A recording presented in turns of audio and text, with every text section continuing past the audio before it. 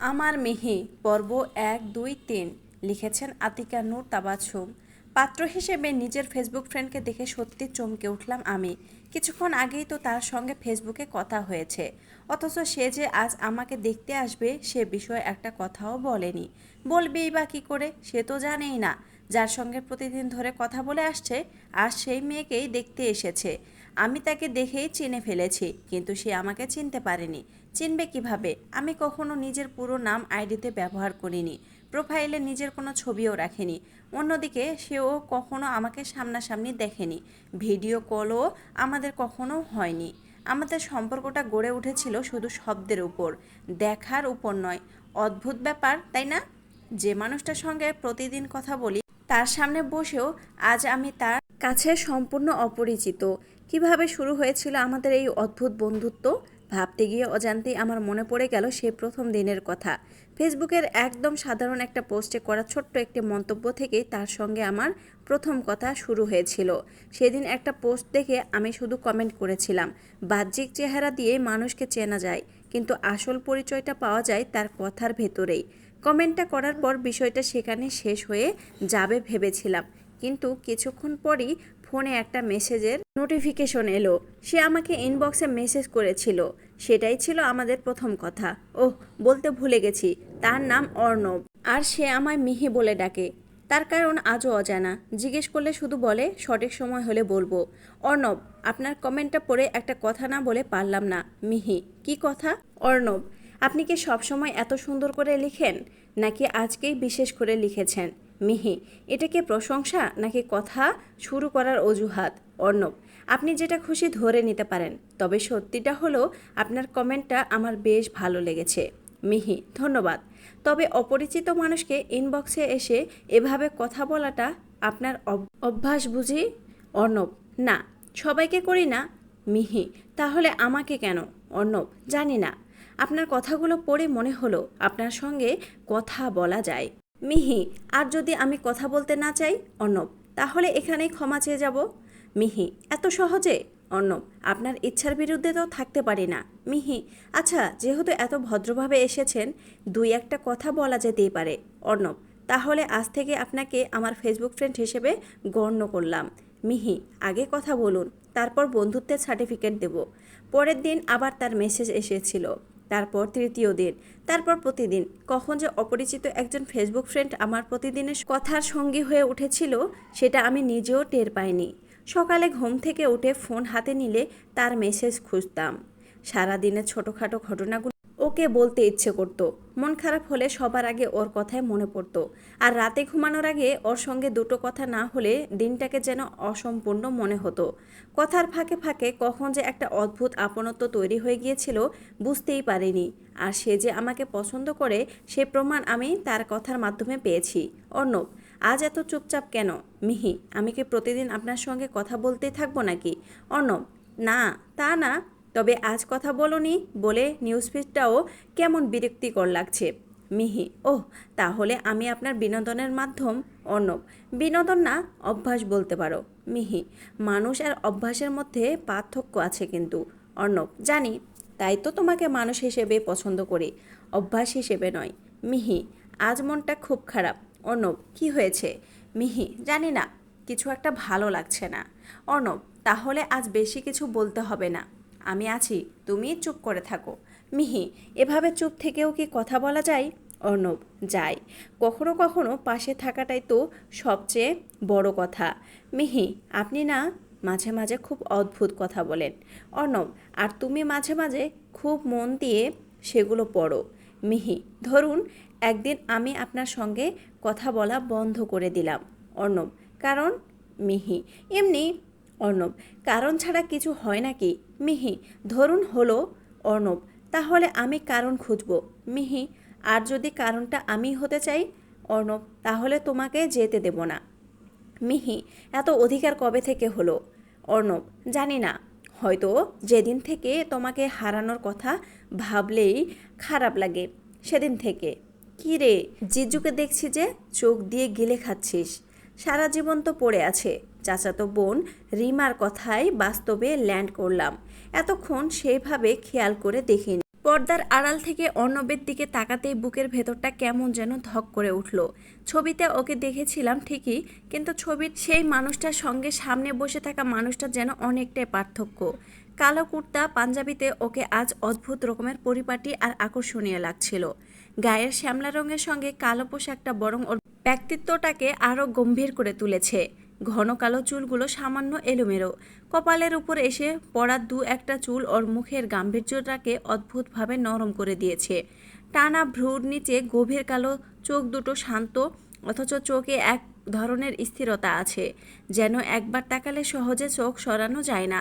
নাকটা পরিমিত, ঠোঁটের কোণে হালকা হাসির রেখা, আর মুখে ছড়িয়ে থাকা সেই স্বাভাবিক গাম্ভীর্যটুকু ওকে আরও বেশি ব্যক্তিত্ববান করে তুলেছে। ছবিতে যতটুকু দেখেছিলাম তার চেয়ে সামনে বসে থাকা মানুষটাকে অনেক বেশি সুন্দর লাগছিল। আমাকে তাদের সামনে নিয়ে যাওয়া হলো।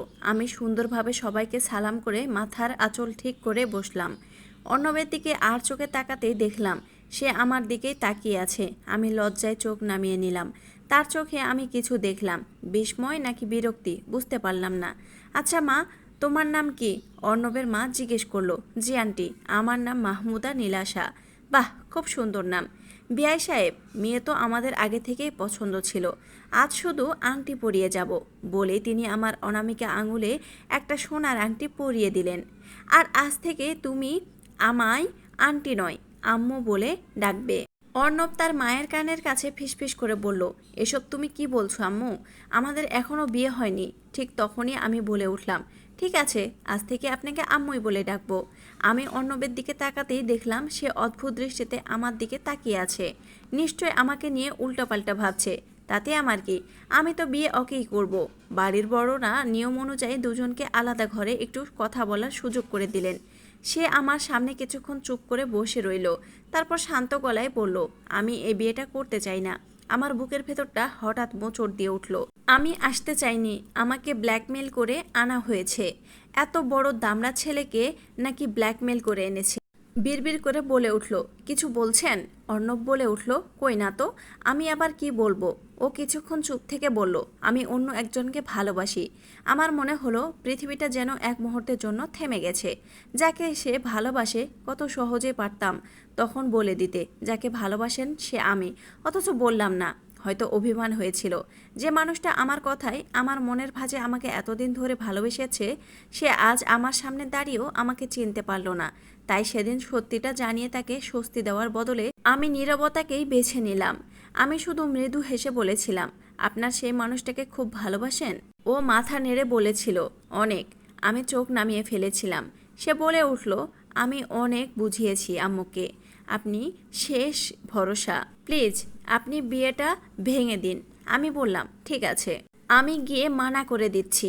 অর্ণবের চোখে খুশির ঝিলিক খেলে গেল। আমরা ড্রয়িং রুমে ফিরে গেলাম। বড়রা সবাই রয়েছে, আর আমি সেখানেই সব থেকে বড় বোমাটা ফাটালাম। আমি সবাইকে উদ্দেশ্য করে বলে উঠলাম, আমি এই বিয়েতে রাজি। আমার কথাটা শেষ হওয়ার সঙ্গে সঙ্গেই ঘর জুড়ে আলহামদুলিল্লাহ ধ্বনিতে উঠল। অথচ অর্ণবের মুখের হাসিটা মুহূর্তেই মিলিয়ে গেল। কয়েক সেকেন্ড আগেও যে চোখে স্বস্তি ছিল, সেই চোখেই এবার স্পষ্ট রাগ। মনে হলো সুযোগ পেলে চোখ দিয়ে আমাকে ভস্ম করে দেবে। তার চোখের ভাষা যেন স্পষ্ট বলে দিচ্ছিল, আপনি এই বিয়েতে রাজি, তাই তো? দেখুন আমি কিভাবে ভাঙ্গি এই বিয়ে। আমি মুচকি হেসে তার দিকে তাকালাম। মনে মনে বললাম, খুব চেষ্টা করে দেখুন মিস্টার অর্ণব, আপনার ভালোবাসার মানুষটাকে আপনি নিজেই বিয়ে করবেন, অথচ চিনতেও পারবেন না। মেহমান সবাই খাওয়া দাওয়া করে বিদায় নিল। অর্ণব যাওয়ার সময় অবশ্য আমার দিকে রাগী চোখে তাকাতে ভুলল না। অর্ণবরা চলে গেছে প্রায় 1 ঘন্টা হতে চলল। ওদের চলে যাওয়ার পর সে যে আমি আয়নার সামনে বসেছি এখনও উঠতে পারিনি। বারবার চোখের সামনে শুধু ওই মুহূর্তগুলো ভেসে উঠছে। অর্ণবের রাগী মুখ, বিরক্তিতে ভরা চোখ, অস্বস্তিতে মাথা নিচু করা দৃশ্যগুলো ভাবলেই অজান্তেই ঠোঁটের কোণে হাসি ফুটে উঠছে। নিজের অনামিকা আঙুলে থাকা সোনার আংটিটার দিকে তাকিয়ে মনে মনে ভাবলাম, আজ যে মানুষটা আমাকে বিয়ে করতে চাইছে না, সেই মানুষটাই তো প্রতিদিন আমার খোঁজ নেয়। আমি যখন এসবই ভাবছিলাম তখনই মা রুমে প্রবেশ করলো। আমাকে আয়নার সামনে আনমনা হয়ে বসে থাকতে দেখে তিনি জিজ্ঞেস করলেন, কী রে, তুই তখন থেকে একইভাবে বসে আছিস যে? বলতে বলতেই আমাকে ধরে নিজের পাশে বসালেন। তারপর আমার চোখের দিকে তাকিয়ে জিজ্ঞেস করলেন, মা, ছেলেটা কেমন লাগলো? আমি নিজের লজ্জা লুকিয়ে শুধু ছোট করে বললাম, ভালো। মা মৃদু হেসে বললেন, দেখ নীলা, যদি তোর কোনো অসুবিধা থাকে তাহলে বলতে পারিস, আমরা কেউ তোকে জোর করছি না। যা সিদ্ধান্ত নিবি ভেবে চিন্তে নিবি। আমি মনে মনে বললাম, উফ মা, তোমাকে কি করে বলি, যাকে আজ তোমরা জামাই হিসাবে পছন্দ করেছো তাকে আমি অনেক আগে থেকেই আমার মনের মানুষ বানিয়ে ফেলেছি, তবে মুখে কিছুই বললাম না। না মা, তোমাদের যখন ছেলে পছন্দ হয়েছে তখন আমারও কোনো অসুবিধা নেই, তোমাদের পছন্দই আমার পছন্দ। তার মা ভ্রু কুঁচকে বললেন, আমাদের পছন্দই তোর পছন্দ? তাহলে আমাদের পছন্দের এতগুলো পাত্র যখন তোকে দেখতে এসেছিল তখন তো একটাকেও পছন্দ করিসনি, প্রত্যেকটাকেই ধরে ধরে রিজেক্ট করেছিস। নীলাশা ইনোসেন্ট মুখ করে বলল, আসলে মা, আমি ভেবে দেখলাম কত আর রিজেক্ট করব, বিয়ে তো করতেই হবে, তাই এবার ফাইনাল করে নিলাম, এই ছেলেকেই করব বিয়ে। তার মা মুচকি হেসে বললেন, শুধু এই কারণেই নাকি এর পেছনে অন্য কোনো কারণও আছে? নীলাশা তাড়াতাড়ি মাথা নেড়ে বলল, না মা, আর কোনো কারণ নেই। ঠিক আছে, আমি নিচে গেলাম, তুই ফ্রেশ হয়ে খেতে আয়। মা চলে যেতেই আমি আবার আয়নার সামনে বসে নিজের আংটির দিকে তাকিয়ে মুচকি হেসে বললাম, আপনি যতই রাগ করুন মিস্টার অর্ণব, শেষ পর্যন্ত আপনার বউ কিন্তু আমিই হব।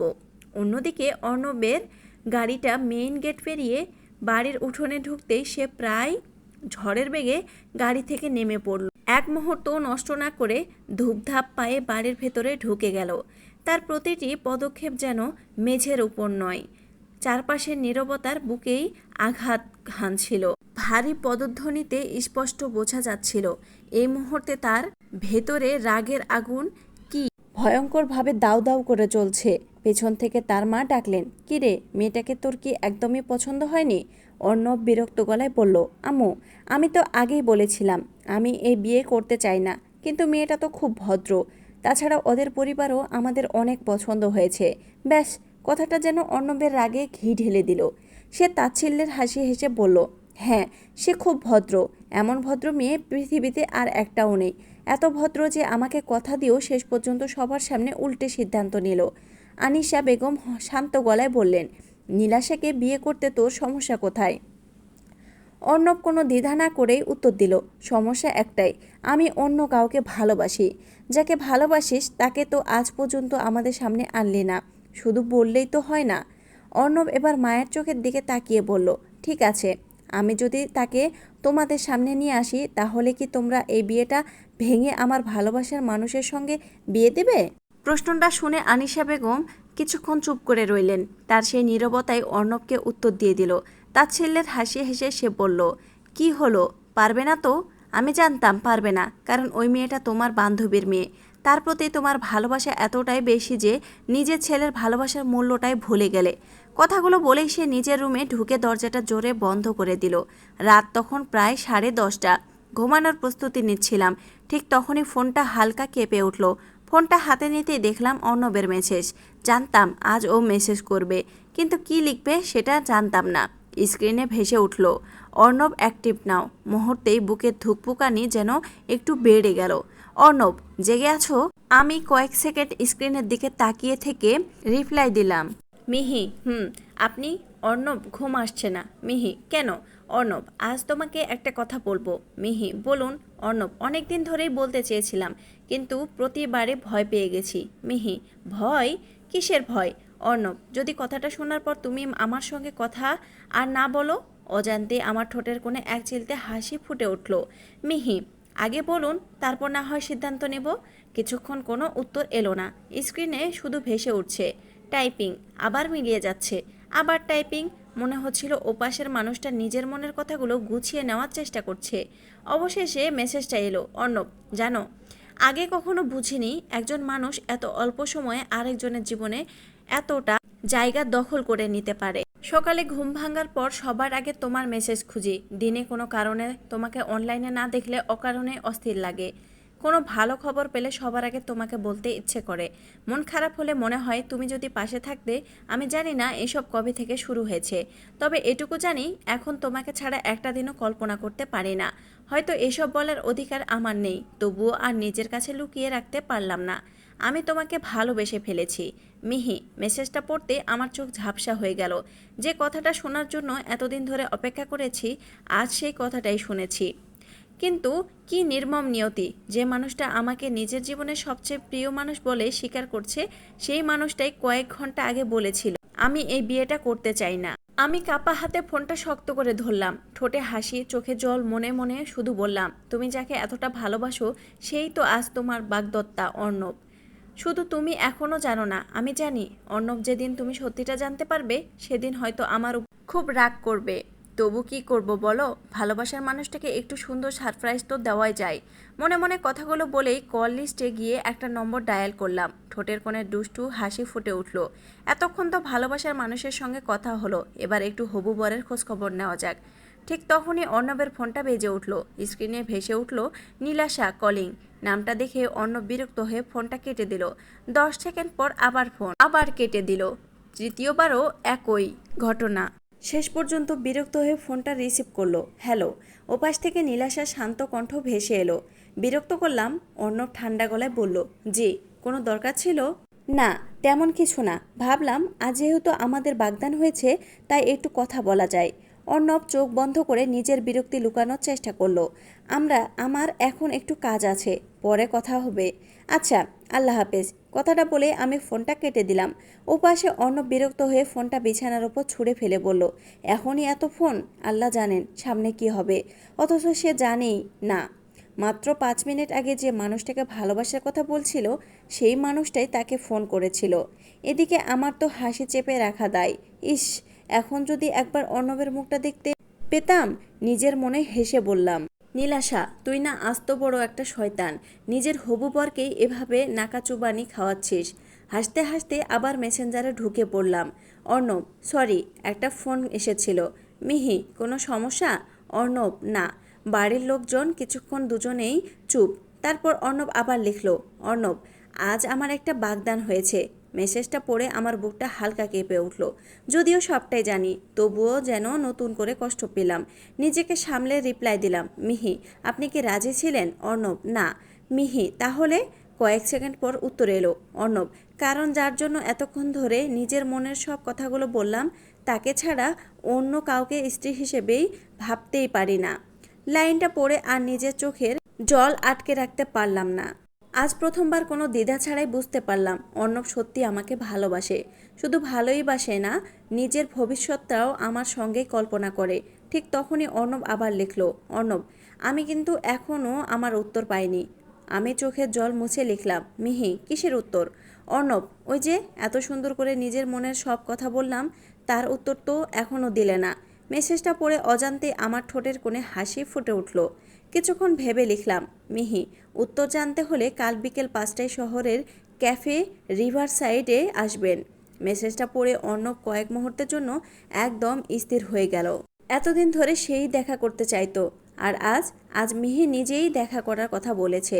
মুখে অজান্তে হাসি ফুটে উঠল তার। 1 সেকেন্ডও দেরি না করে রিপ্লাই দিল, অর্ণব, আমি অবশ্যই আসব। আমি ফোনের স্ক্রিনের দিকে তাকিয়ে মৃদু হেসে বললাম, কাল দেখা হবে মিস্টার অর্ণব। তবে আপনি যাকে দেখতে আসবেন তাকে চিনতে পারবেন তো? অর্ণব সেই ক্যাফের কাছের দরজা ঠেলে ভেতরে ঢুকতেই অবাকের চরম পর্যায়ে পৌঁছে যায়। আজকের সকালটা যেন অন্য সব সকালের থেকে আলাদা। চোখ খুলতেই কিছুক্ষণ ছাদের দিকে তাকিয়ে রইলাম। গত রাতের প্রতিটা মুহূর্ত বারবার মনে পড়ছিল। অর্ণবের পাঠানো সেই দীর্ঘ মেসেজ, প্রতিটা শব্দ, প্রতিটা অনুভূতি যেন এখনও কানে ভেসে আসছে। আমি তোমাকে ভালোবেসে ফেলেছি, মিহি। অজান্তেই ঠোঁটের কোণে এক চিলতে হাসি ফুটে উঠল। কতবার যে ফোনটা হাতে নিয়ে আমাদের চ্যাটগুলো পড়েছি, তার কোনো হিসাব নেই। মনে হচ্ছিল যতবার পড়ছি ততবারই নতুন করে প্রেমে পড়ছি। আজ বিকেল 5টায় আমাদের প্রথম দেখা। ভাবতেই বুকের ভেতরটা কেমন যেন ধক করে উঠল। তবে একটা কথা ভেবেই বারবার হাসি পাচ্ছে। সে জানেই না যাকে দেখতে আসবে সেই মেয়েটাই তার হবু স্ত্রী। বিছানা ছেড়ে উঠে জানালা পর্দা সরাতেই সকালের নরম রোদ এসে মুখে পড়ল। বাইরে হালকা বাতাসে গাছের পাতাগুলো দুলছে। আজ সব কিছুই যেন অদ্ভুত সুন্দর লাগছে। হঠাৎ ফোনটা হাতে নিয়ে আবার অর্ণবের চ্যাট খুললাম। শেষ মেসেজের এখনও স্ক্রিনে জলজল করছে, আমি অবশ্যই আসব। মেসেজটা পড়ে মৃদু হেসে তাকে লিখে পাঠালাম, কি মিস্টার অর্ণব, মনে আছে বিকেল 5টায় আসার কথা? সঙ্গে সঙ্গে সিন করে রিপ্লাই করলো, খুব ভালো করে মনে আছে, কিন্তু আমি আপনাকে চিনব কি করে? আমি প্রতি উত্তরে লিখলাম, দেখবেন আমার হাতে একটা সাদা গোলাপ আছে। অর্ণব, ঠিক আছে। আলমারির সামনে দাঁড়িয়ে একের পর এক জামা বের করতে লাগলাম। সাদা পরবো নাকি নীল নাকি গোলাপি? হঠাৎ পেছন থেকে একটা অপরিচিত কণ্ঠ ভেসে এলো, ওমা, আজ সূর্যটা কোন দিক থেকে উঠছে? চমকে পেছনে তাকাতে দেখি রিমা দরজার সামনে দাঁড়িয়ে আছে, 2 হাত বুকের উপর ভাঁজ করে আমার দিকে এমনভাবে তাকিয়ে আছে যেন কোনো বড় রহস্য ধরে ফেলেছে। আমি না জানার ভান করে বললাম, কি হয়েছে? রিমা আমার হাতে থাকা 3টা জামার দিকে তাকিয়ে ভ্রু নাচিয়ে বলল, তুই তো 5 মিনিটে একটা জামা পরে বেরিয়ে যাস, আজ আধ ঘন্টা ধরে আলমারির উলট পালট করছিস কেন? আমি হেসে বললাম, ইচ্ছে হলো তাই। রিমা ঠোঁট বাঁকিয়ে বলল, না না, ডালমে কুচ কালা হে, বলে আমার বিছানার উপর রাখা ফোনটা হাতে তুলে নিল। আমি তাড়াতাড়ি ছুটে গিয়ে বললাম, এই, আমার ফোনে হাত দিবি না। রিমা ফোনটা মাথার উপর তুলে হেসে বলল, আচ্ছা, ফোনে এমন কি গুপ্তধন লুকিয়ে রেখেছিস? আমি ওর হাত থেকে ফোনটা কেড়ে নিয়ে বুকের সঙ্গে চেপে ধরলাম। রিমা এবার সন্দেহ ভরা চোখে তাকিয়ে বলল, 1 মিনিট, কারো সঙ্গে প্রেম টেম করছিস নাকি? আমি চোখ বড় বড় করে বললাম, কি আজে বাজে কথা বলিস? রিমা খিলখিল করে হেসে উঠল, তাহলে ঠিক আছে, আজ বিকেলে আমি কিন্তু তোর সঙ্গে যাব। কথাটা শুনে আমার মুখের হাসি মুহূর্তেই মিলিয়ে গেল। কি, তুই কেন যাবি? রিমা ভ্রু তুলে বলল, কেন? তুই যখন কিছু করিস তোর সঙ্গে যেতে সমস্যা কোথায়? আমি ঠোঁট ফুলিয়ে বললাম, সমস্যা অনেক আছে। রিমা হেসে বলল, ঠিক আছে বাবা, ঠিক আছে, যাচ্ছে না। আর শোন, যেটা বলতে এলাম, বড় মা বলল আজ বিকেলে অর্ণবরা আসবে, রেডি থাকিস। কথাটা শুনে ঠোঁটের কোণে একটা বাঁকা হাসি ফুটে উঠল। অন্যদিকে অর্ণব তার বন্ধু শামীমকে কল লাগালো। হ্যালো শামীম স্যার, আপনি? আমার কি সৌভাগ্য যে আপনি আমায় ফোন করেছেন। ফালতু প্যাচাল মারা বন্ধ কর। আচ্ছা বল, কি জন্য ফোন করলি? আজ বিকেলে আমি আর মিহি মিট করছি। কি? তোর কি অদেখা প্রেমিকার সঙ্গেই ফাইনালি দেখা করছিস? তো আমি কি করতে পারি? তুই আমার সঙ্গে যাবি কেন? তুই কি তোর গার্লফ্রেন্ডকে আমায় গিফট করবি? চুপ কর, ওর জন্য কিছু গিফট নেব, আর তুই ক্যাফের বাইরে থাকবি। বহু প্রতীক্ষার পর ফাইনালি সেই সময়টা এলো। এখন বাজে বিকেল 4:30। অর্ণব আলমারির সামনে দাঁড়িয়ে একের পর এক শার্ট বের করে আবার রেখে দিচ্ছিল। সাধারণত পোশাক নিয়ে তার কখনোই এত ভাবনা থাকতো না, কিন্তু আজ বিষয়টা অন্যরকম। আজ সে প্রথমবার এই মানুষটার সামনে যাবে, যার সঙ্গে এতদিন ধরে শুধু শব্দের মাধ্যমে পরিচয়। শেষ পর্যন্ত আলমারির এক কোণ থেকে একটা সাদা ফুলহাটা শার্ট বের করলো, শার্টটার হাতা কনুই পর্যন্ত গুটিয়ে নিল, সঙ্গে পরল কালো জিন্স আর কালো ঘড়ি। চুলগুলো আঙুল দিয়ে হালকা করে ছেট করে আয়নার সামনে দাঁড়াতেই নিজের অজান্তেই ঠোঁটের কোণে এক চিলতে হাসি ফুটে উঠল। শ্যামলা গায়ের রঙে সাদা শার্টটা যেন তাকে আরও বেশি ব্যক্তিত্ববান করে তুলেছিল। টানা ভ্রুর নিচে গভীর কালো চোখ দুটোতে আজ অন্যরকম এক উজ্জ্বলতা। ঠোঁটের কোণে লুকিয়ে থাকা মৃদু হাসিটা বলে দিচ্ছিল আজ সে ভীষণ খুশি। পারফিউমের হালকা সুবাস ছড়িয়ে কবজির ঘড়িটা ঠিক করতে করতে আয়নায় নিজেকে আরেকবার দেখে নিল। মনে মনে শুধু একটাই প্রশ্ন ঘুরপাক খাচ্ছিল, মিহি আমাকে দেখে কি ভাববে? ছবির চেয়ে সামনে দেখে কি একবারও হলেও মুগ্ধ হবে? আর সেদিকে ভাগ্য যেন নীরবে হেসে বলছিল, মুগ্ধ তো হবেই, কারণ যে মেয়েটার কাছে যাচ্ছ সে তো তোমার বাগদত্তাই, শুধু তুমি এখনও জানো না। অর্ণব রুম থেকে বেরিয়ে গাড়ির চাবিটা হাতে নিতেই পেছন থেকে আনিশা বেগম ডেকে উঠলেন, অর্ণব তুই তো পুরো রেডি হয়ে গেছিস, ঠিক আছে চল, আর বেশি দেরি করা যাবে না। অর্ণব মায়ের কথা শুনে যেন আকাশ থেকে পড়ল, এসব কি বলছো তুমি? আমি তো নিজের কাজে যাচ্ছি, তোকে তো তখনই বললাম রেডি হয়ে নিতে, আমরা নীলাশাদের বাড়ি যাচ্ছি। তো তোমরা যাও না, আমি কেন যাব? তুই কেন যাবি মানে? আমরা বড়রা বিয়ের দিন তারিখ ঠিক করব, আর তুই নীলাশাকে নিয়ে শপিংয়ে যাবি। মা প্লিজ বোঝার চেষ্টা করো, আমার আজ খুব ইম্পর্ট্যান্ট কাজ আছে, অন্য একদিন না হয় নীলাশাকে নিয়ে শপিংয়ে যাব। না, তুই আজই, এখনই আমাদের সঙ্গে যাবি। মা প্লিজ। অর্ণব। মায়ের কণ্ঠের কঠোরতা শুনে অর্ণব থেমে গেল। ছোটবেলা থেকে সে মাকে ভীষণ ভয় পায়। শেষ পর্যন্ত দীর্ঘশ্বাস ফেলে বলল, ঠিক আছে। অর্ণব রুমে ফিরে যেতে চাইলে আনিশা বেগম আবার ডাকলেন, অর্ণব তোমার ফোনটা দাও। আমি তো বললাম যাব, তাহলে আবার ফোনটা কেন? যেটা বলছি সেটাই করো। অর্ণব আর কথা না বাড়িয়ে ফোনটা মায়ের হাতে দিয়ে দিল। অর্ণব রুমে ঢুকতেই আনিশা বেগম নিজের ফোনে কাউকে কল করে বললেন, চিন্তা করো না, আমি অর্ণবকে যাওয়া থেকে আটকে দিয়েছি, এমনকি ওর ফোনটাও নিয়ে নিয়েছি যাতে ও কারো সঙ্গে যোগাযোগ করতে না পারে।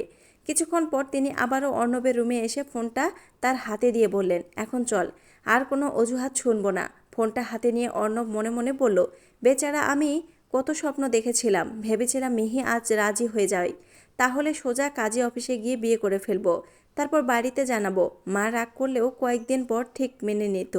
গাড়িতে বসে সে মনে মনে আরেকটা সিদ্ধান্ত নিল, আমাকে বিয়ে করার খুব শখ না? দেখুন, এবার আমি এমন কিছু করব যা দেখে আপনি এই বিয়েটা ভেঙে দেবেন। অর্ণবের গাড়িটা নীলাশাদের বাড়ির মেইন গেটের সামনে এসে থামলো। দোতলার বারান্দায় দাঁড়িয়ে নীলাশা অনেকক্ষণ ধরে গেটের দিকে তাকিয়েছিল। গাড়িটা ঢুকতেই তার ঠোঁটের কোণে মুচকি হাসি ফুটে উঠল। মনে মনে বলল, আজ আমাকে অনেক সাবধানে থাকতে হবে। আজ কি হতে চলেছে সেটা আমি জানি, আর এটাও জানি মিস্টার অর্ণব আজ সারাটা সময় শুধু একটা কাজই করবেন, কিভাবে এই বিয়েটা ভাঙা যায় সেই চেষ্টা। কিছুক্ষণ পর দুই পরিবারের বড়রা বসে বিয়ের দিন তারিখ ঠিক আলোচনা করতে লাগলেন।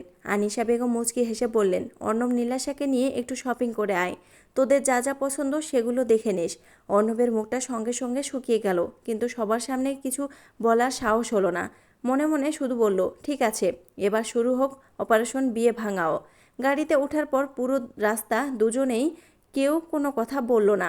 নীরবতা ভাঙল নীলাশায়। কি হলো, এত চুপচাপ কেন? অর্ণব গম্ভীর গলায় বলল, এমনি। মনে মনে বলল, এখনই শুরু করতে হবে। আজ ইচ্ছে করেই আলমারি থেকে সবচেয়ে বেমানান পোশাকটা বের করে পরেছে সে। সাদা শার্টের সঙ্গে একেবারে বেমানান রঙের টাই, মাথায় উল্টো করে ক্যাপ, চোখে বিশাল একটা সানগ্লাস। সে নিশ্চিত ছিল এই সাজ দেখে নীলাশা অন্তত একবার হলেও বিরক্ত হবে। কিন্তু নীলাশা কয়েক সেকেন্ড তাকিয়ে থেকে হেসে বলল, বাহ, নতুন ফ্যাশন নাকি? আপনার কনফিডেন্সটা কিন্তু সত্যি দারুণ। অর্ণব মনে মনে কপালে হাত ঠুকলো। এই মেয়ের রুচিতে সমস্যা আছে নাকি? শপিং শেষ করে দুজনে কাছের একটা রেস্টুরেন্টে ঢুকলো। ওয়েটার মেনু কার্ড এগিয়ে দিতেই অর্ণব মনে মনে বলল, এবার দেখি কি করো। সে ওয়েটারের দিকে তাকিয়ে বলল, সবচেয়ে ঝাল নুডলস আর সঙ্গে 10টা কাঁচামরিচ দিন। নীলাশা অবাক হয়ে তার দিকে তাকিয়ে রইল। অর্ণব একটার পর একটা কাঁচামরিচ মুখে দিতে শুরু করলো। প্রথম দুটো ঠিক ছিল, তৃতীয়টা খেতে চোখ মুখ লাল হয়ে গেল। চতুর্থটার পর চোখ দিয়ে নাক দিয়ে পানি পড়তে শুরু করলো। আর পঞ্চমটার পর অবস্থা এমন হলো যে কাশি থামছেই না। নীলাশা তাড়াতাড়ি পানির গ্লাস আর টিস্যু এগিয়ে দিয়ে বলল, ধীরে খান, বিয়ের আগেই হাসপাতালে ভর্তি হলে কিন্তু খুব লজ্জার ব্যাপার হবে। অর্ণব পানি খেতে খেতে মনে মনে বলল, এও হাসছে, এ মেয়ে মানুষ নাকি রোবট? কিছুক্ষণ পর সে গম্ভীর মুখে বলল, আচ্ছা একটা কথা বলি। জি বলুন। আমি কিন্তু খুব অলস, ছুটির দিনে দুপুর 1টা পর্যন্ত ঘুমাই। নীলাশা একটুও না ভেবে বলল, দারুণ, আমিও তখন পর্যন্ত ঘুমাবো। সকালের নাস্তা সরাসরি দুপুরে করব। অর্ণব আকাশের দিকে তাকিয়ে বিড়বিড় করে বলল, ইয়া আল্লাহ, এটাও মিলে গেল। হাল না ছেড়ে আবার বলল, আর একটা কথা, আমি কিন্তু খুব রাগী। নীলাশা মুচকি হেসে উত্তর দিল, কোনো সমস্যা নেই, রাগ উঠলে আমি লেবুর শরবত বানিয়ে দেব, 5 মিনিটেই ঠান্ডা হয়ে যাবেন। অর্ণব এবার সত্যি বিরক্ত হয়ে গেল।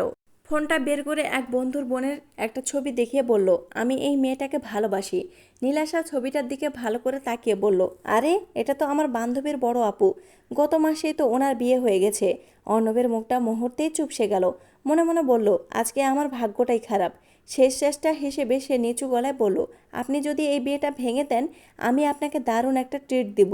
নীলাশা ঠোঁট চেপে হাসি সামলে বলল, ট্রিট দিয়ে কি হবে? বিয়ের পর আপনার এটিএম কার্ডটাই তো আমার কাছে থাকবে। অর্ণব এবার 2 হাত তুলে বলল, আমি বিয়ের দিন পালিয়ে যাব। নীলাশা হেসে উত্তর দিল, ঠিক আছে, আমি আপনার সঙ্গে পালিয়ে যাব, তখন তো বিয়েটা হয়ে যাবে। অর্ণব এবার হতাশ হয়ে চেয়ারে হেলান দিয়ে বলল, আপনি মানুষ নাকি আঠা? যত দূরে যেতে চাই ততই কাছে চলে আসেন। নীলাশা মুচকি হেসে শান্ত গলায় বলল, আঠা না, ভাগ্য। যত দূরে যাবেন শেষ পর্যন্ত আমার কাছেই ফিরে আসবেন। অর্ণব আর কিছু বলল না, মনে মনে শুধু একটা কথাই বলল, আমি হেরে গেলাম। অর্ণব নিজের কাছে হার মেনে নিল। সে বুঝে গেল এই মেয়ের সঙ্গে তর্ক করে কোনো লাভ নেই। কবজির ঘড়িটার দিকে তাকাতেই তার বুক ধক করে উঠল। ইয়া আল্লাহ, এতক্ষণে তো 5টা বেজে যাওয়ার কথা। মুহূর্তেই মিহির কথা মনে পড়ল। মনে মনে নিজেকেই দোষ দিতে লাগলো। নিশ্চয় মিহি এতক্ষণ আমার জন্য অপেক্ষা করছে। হয়তো ভাবছে আমি ইচ্ছে করেই যাইনি। কথাটা ভাবতেই বুকের ভেতরটা মোচড় দিয়ে উঠল। আর এক মুহূর্ত দেরি না করে কোনো রকমে নীলাশাকা বাড়ি পৌঁছে দিয়ে সোজা গাড়ি ঘুরিয়ে দিল ক্যাফে রিভার সাইডের দিকে। রাস্তার প্রতিটা সিগন্যাল যেন আজ তার শত্রু হয়ে দাঁড়িয়েছে। বারবার ঘড়ির দিকে তাকাচ্ছে, আবার অ্যাক্সিলারেটরে চাপ বাড়াচ্ছে। মুখে শুধু একটাই কথা, প্লিজ মিহি, আর একটু অপেক্ষা করো, আমি আসছি। অবশেষে ক্যাফের সামনে পৌঁছে গাড়িটা কোনো রকমে পার্কিং করে প্রায় দৌড়ে ভিতরে ঢুকে পড়ল। লিফটের জন্য অপেক্ষা করার ধৈর্য হলো না। সিঁড়ি বেয়ে এক নিঃশ্বাসে দ্বিতীয় তলায় উঠে এলো। দরজাটা ঠেলে ভেতরে ঢুকতেই অবাকের চরম পর্যায়ে। পুরো ফ্লোরটা কাপলদের ভিড়ে পরিপূর্ণ। প্রতিটা টেবিলে একজন ছেলে আর একজন মেয়ে বসে গল্প মশগুল। কিন্তু সাদা গোলাপ হাতে কোনো মেয়েকে চোখে পড়ল না। অর্ণব এক টেবিল থেকে আরেক টেবিলের দিকে তাকাতেই লাগলো। প্রতিবারই বুকের ভেতরে আশাটা একটু একটু করে ভেঙে যাচ্ছে। মনে মনে বলল, তাহলে কি সে চলে গেছে? মুখটা মুহূর্তেই মলিন হয়ে গেল। ঠিক তখনই পেছন থেকে খুব পরিচিত শান্ত একটা কণ্ঠ ভেসে এলো। মিস্টার অর্ণব, কাউকে খুঁজছেন? কণ্ঠটা শুনে অর্ণবের শরীর কেঁপে উঠল। ধীরে ধীরে পেছন ফিরে তাকালো, আর তাকিয়েই বিস্ময়ে তার চোখ দুটো বড় হয়ে গেল। সামনে দাঁড়িয়ে থাকা মানুষটাকে দেখে কয়েক সেকেন্ডের জন্য যেন তার পৃথিবীটাই থেমে গেল।